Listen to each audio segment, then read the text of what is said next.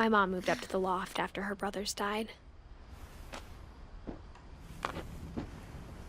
At the time, it was as far away as she could get.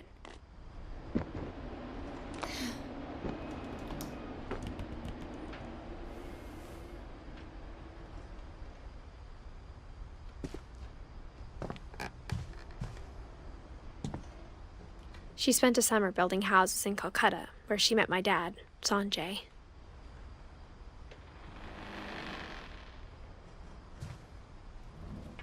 My mom moved to India a week after graduation and got a job teaching English.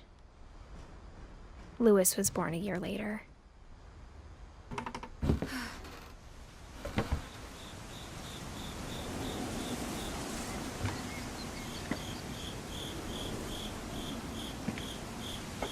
When my dad died, I don't think Mom knew where else to go. I'm sure Edie was happy to have her back.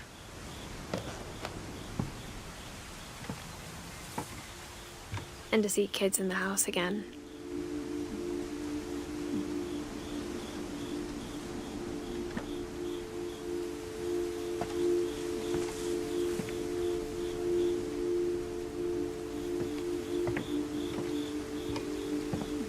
The house had to get a little bigger, but Edie was used to that.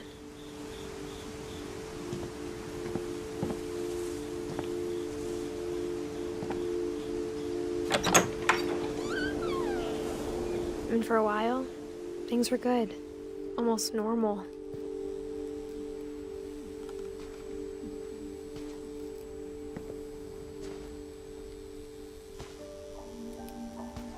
But it didn't last.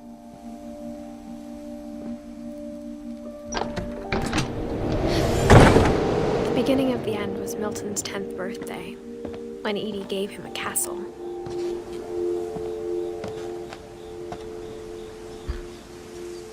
After Milton disappeared, the only thing he left behind was a room full of paintings.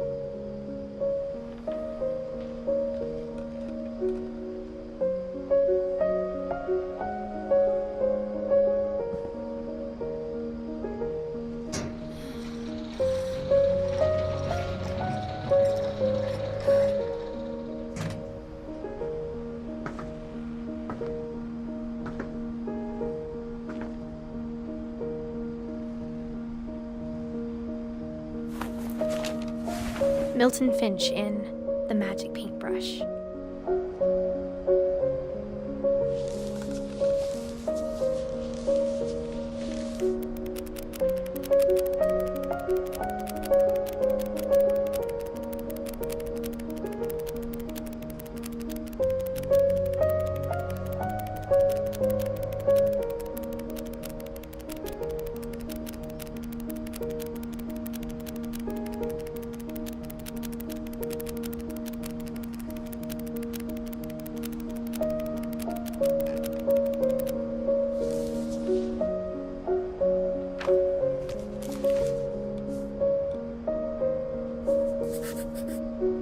I was 4 when Milton disappeared.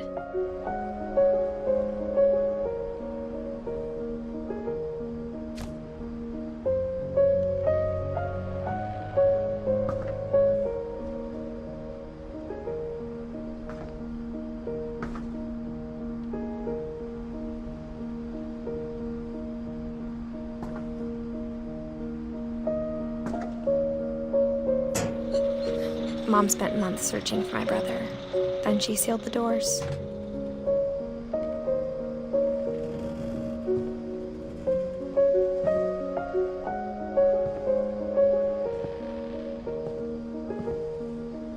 Whatever Milton had found in the house, Mom didn't want it getting out.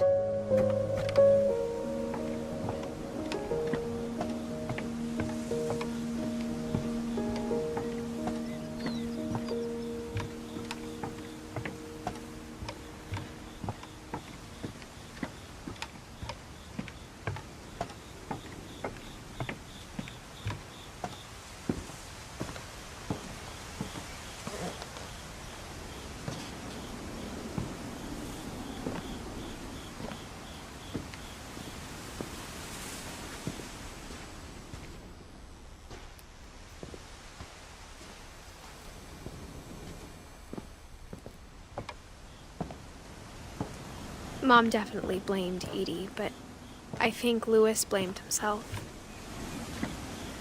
After he graduated, he just spent more and more time in his room, until Mom got him a job at the cannery.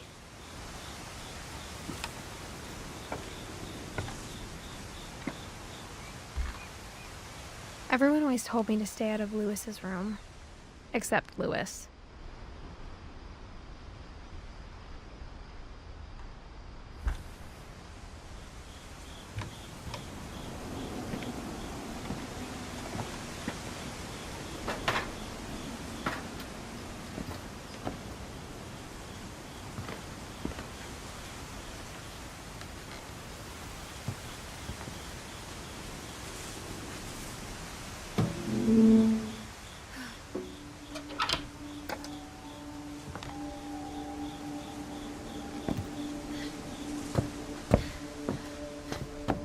Louis's room smelled very, very familiar.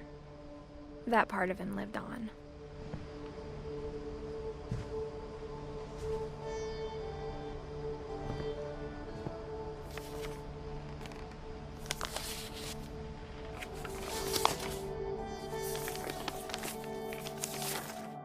Dear Mrs. Finch, as Louis's psychiatrist, I can understand your desire for an explanation.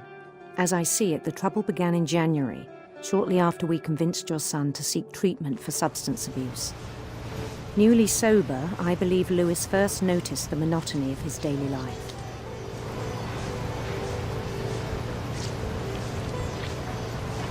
He kept working at the cannery. But he withdrew part of himself. In our sessions, I saw the same behavior. His mind began to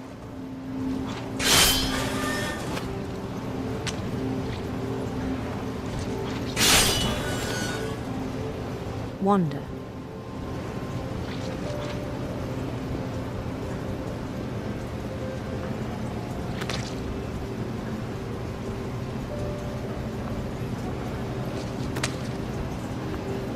I asked him to describe it. He said he started small, imagining a labyrinth. He'd feel his way about.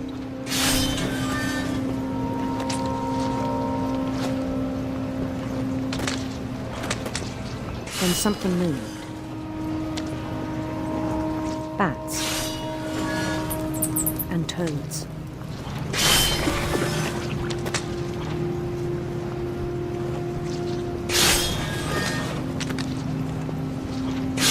Things that have not names. He knew it was all in his head.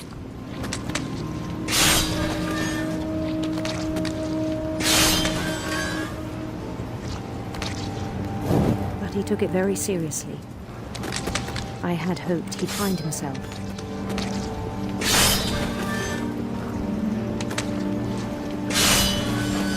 But he found something more.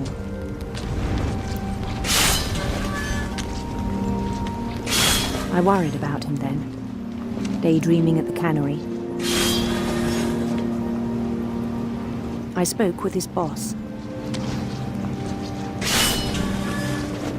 But he said Louis had become a model employee. Methodical, tireless, focused.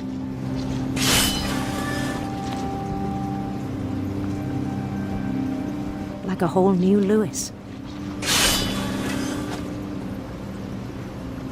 So I let him go on.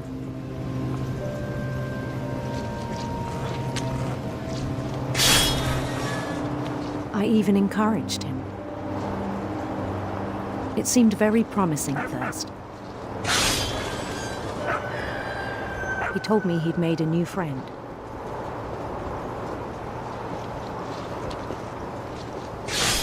On the edge of a city he named Louis Topia.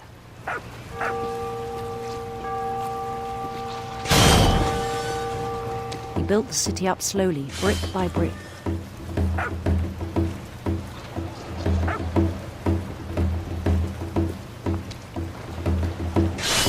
Then he made musicians.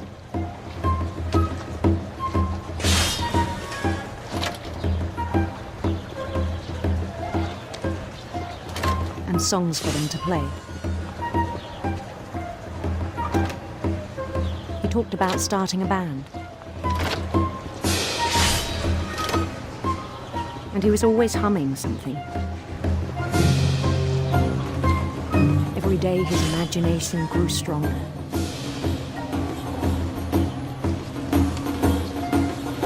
He no longer spoke at the cannery. But his chopping was as reliable as ever. Then one day it struck him that all the cheering crowds, even the stones under his feet, were all in his imagination, so he could do whatever he wished.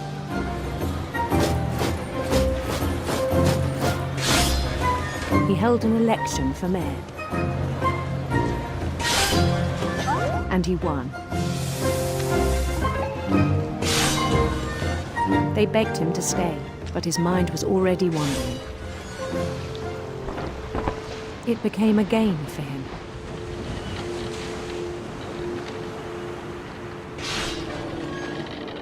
He'd conquer a city, then immediately push on. New Louisville.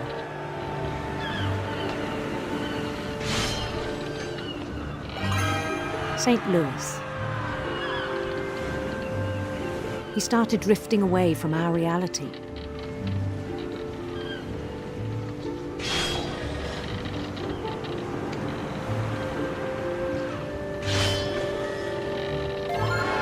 Minneapolis. Until one day he forgot to go home from the cannery. Even as his mother pleaded with him, part of Louis kept sailing on.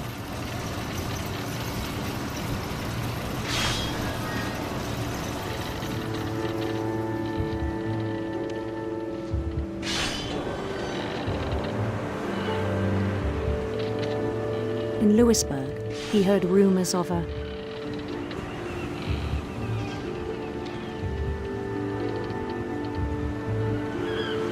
handsome queen.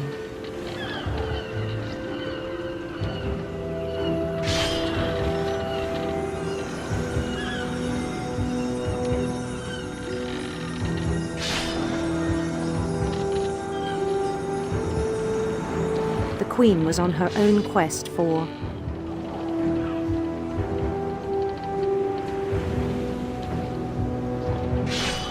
radiant rainbows.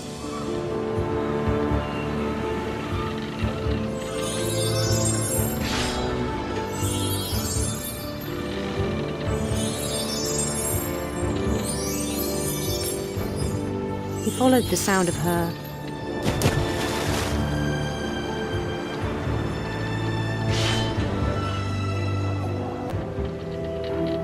silver harp.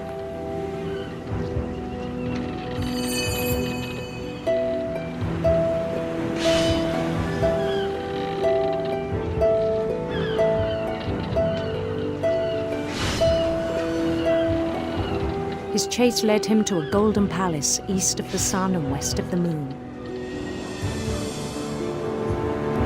Even then, his logic remained sound. He knew the world was all in his imagination.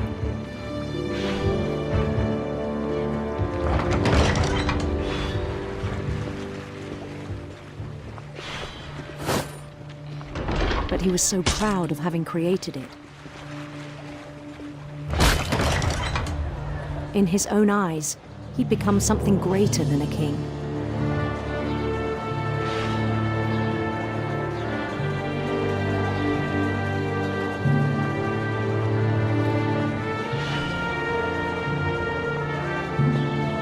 For someone who'd never known success in the real world, I think it was overwhelming.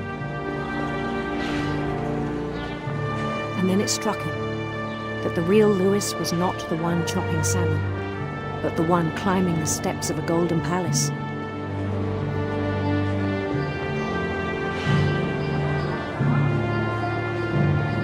My imagination is as real as my body, he told me.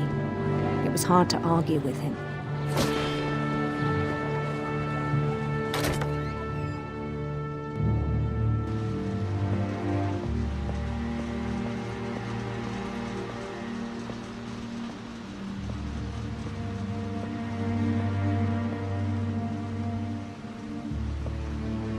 We began to forget the world we know.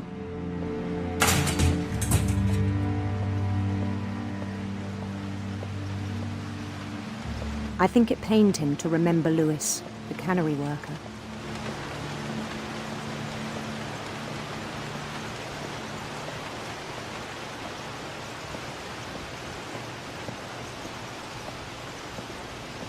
He began to despise the man with a royal contempt.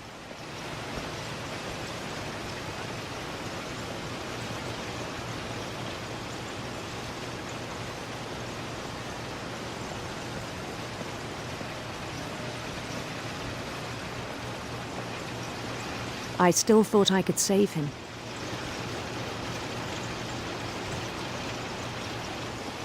Even after he said he was being crowned king over all the lands of wonder.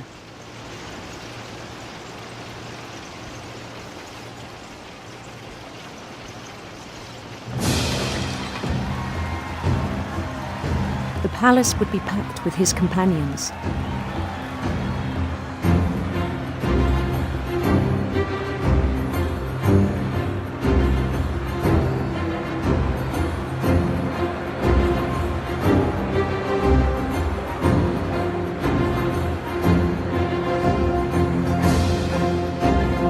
Including the wise Calico who'd insisted on inviting me.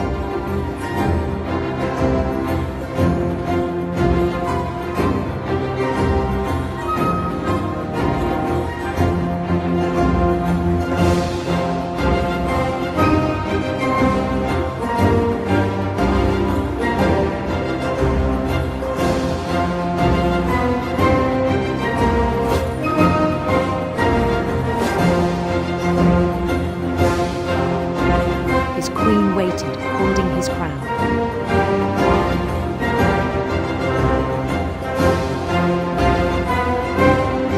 There was only one thing left to do.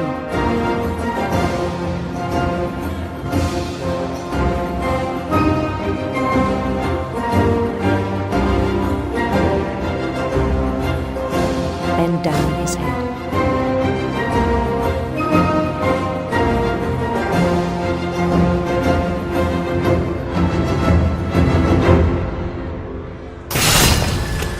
I think you know. Mrs. Finch, your son was a kind man who will be missed by all of us who knew him.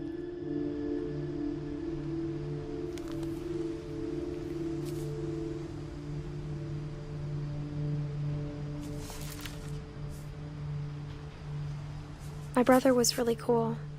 I wish you could have met him.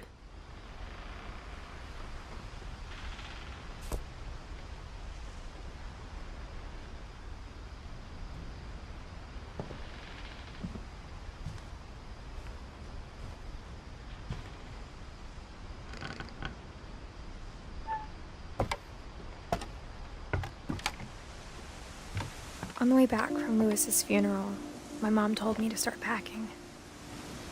She waited until the day before we left to tell Edie. I'm not sure if she wanted to make it easier or harder.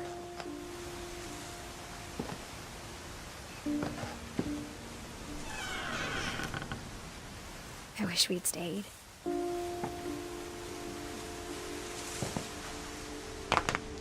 But I understand why we left.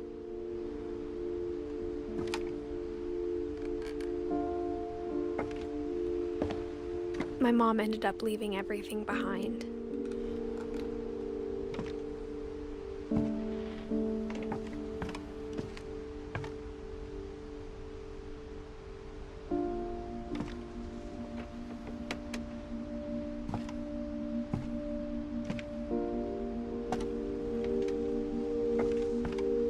What happened that night had been coming for a long time. Maybe it should have come sooner.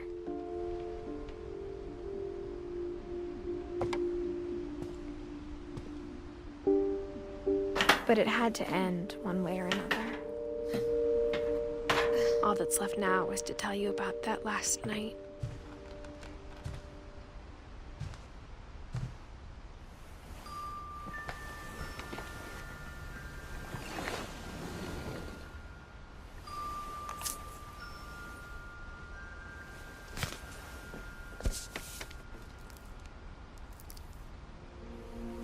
That whole last day, Edie just watched us pack and didn't say a word.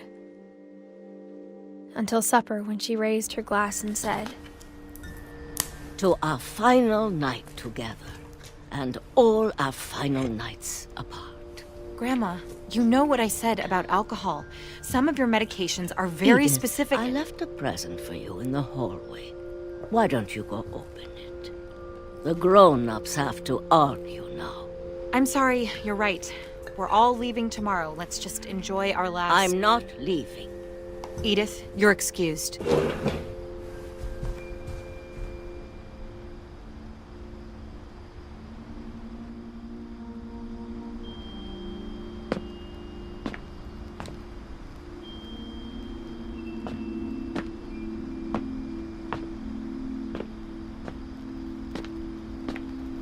the power had been shut off that morning, but Edie always had plenty of candles.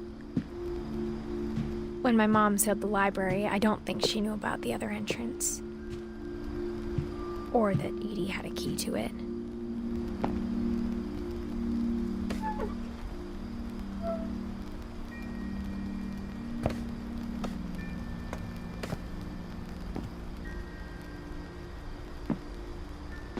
That thing you're afraid of isn't going to end when you leave the house.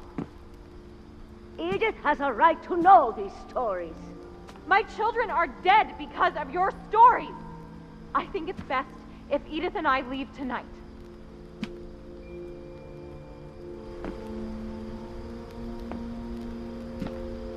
We'll have the nursing home send a van for you in the morning, okay?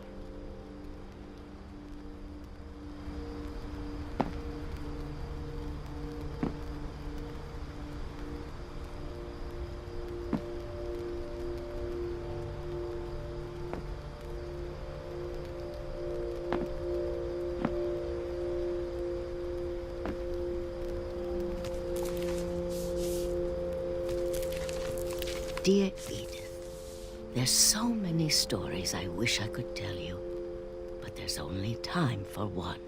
This is about what happened on the night you were born. That night, the tide went way, way out.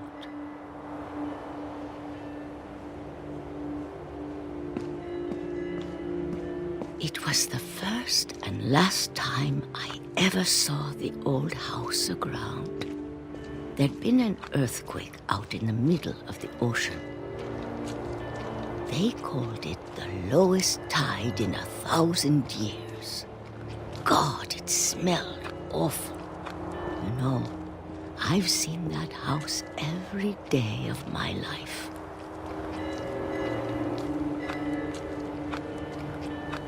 But I never thought I'd go back to it. When the fog rolled in, I lost my way.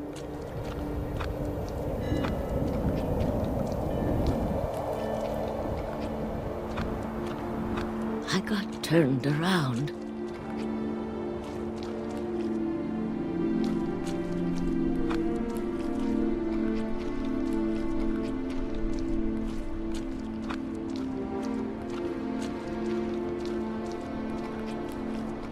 For a while, I wandered.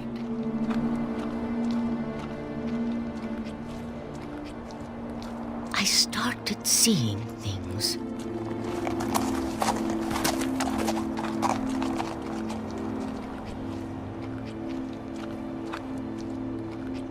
Things I'd forgotten had ever existed.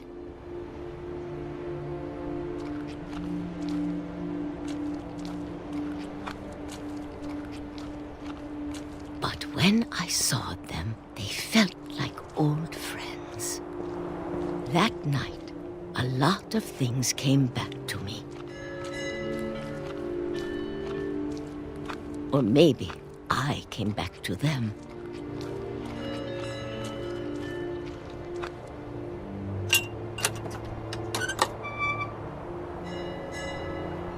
Things I can't explain, but that I need you to try and... Edith, what are you doing in here?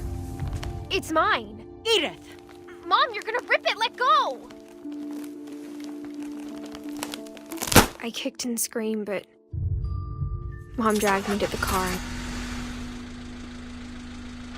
I never saw Great-Grandma Edie again.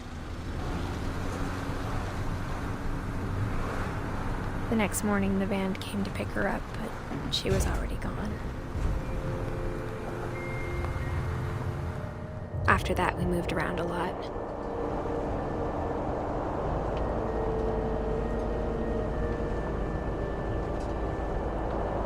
We both tried to make the best of it.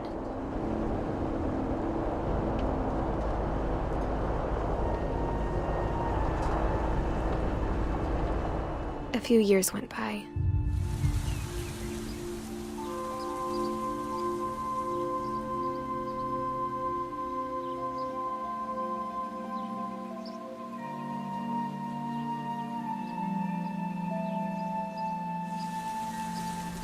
My mom didn't like to talk about it, but she started getting sick a lot. The rest happened pretty quickly.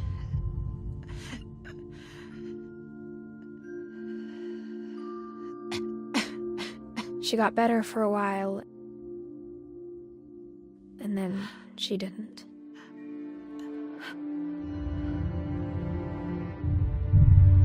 And then I was alone. The last Finch left alive.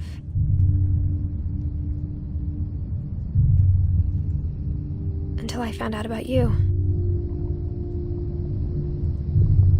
I'm still not sure what to tell you about all this. If we lived forever, maybe we'd have time to understand things. But as it is, I think the best we can do is try to open our eyes. And appreciate how strange and brief all of this is.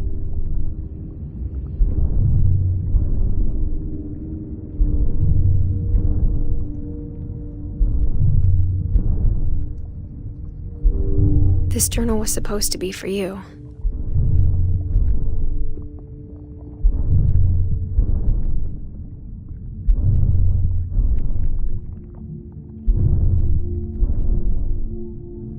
But now I hope you'll never see it. I just want to meet you and tell you all these stories myself. But I guess if you're reading this now, things didn't work out that way.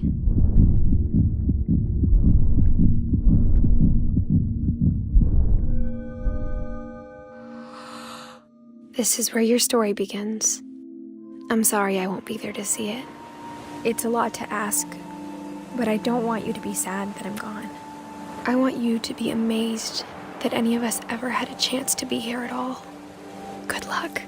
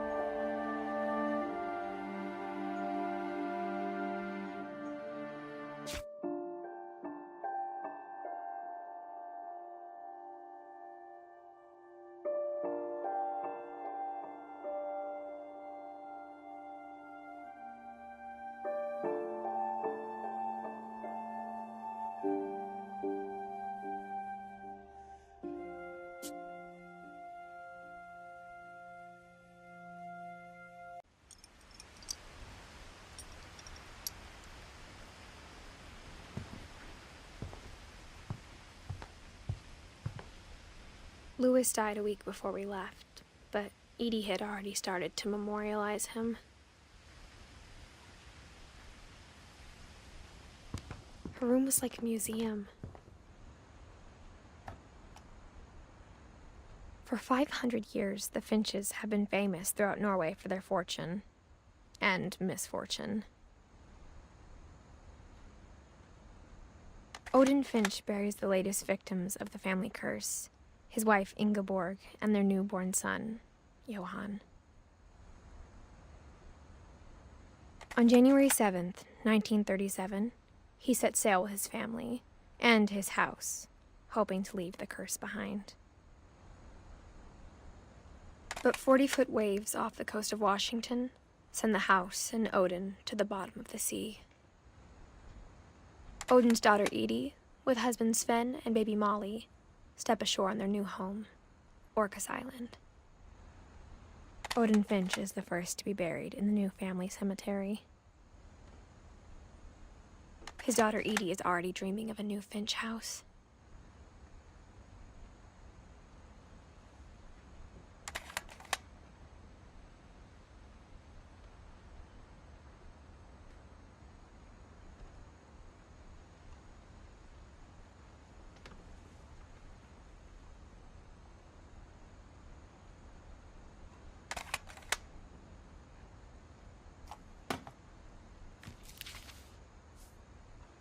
Whatever's wrong with this family, it goes back a long ways.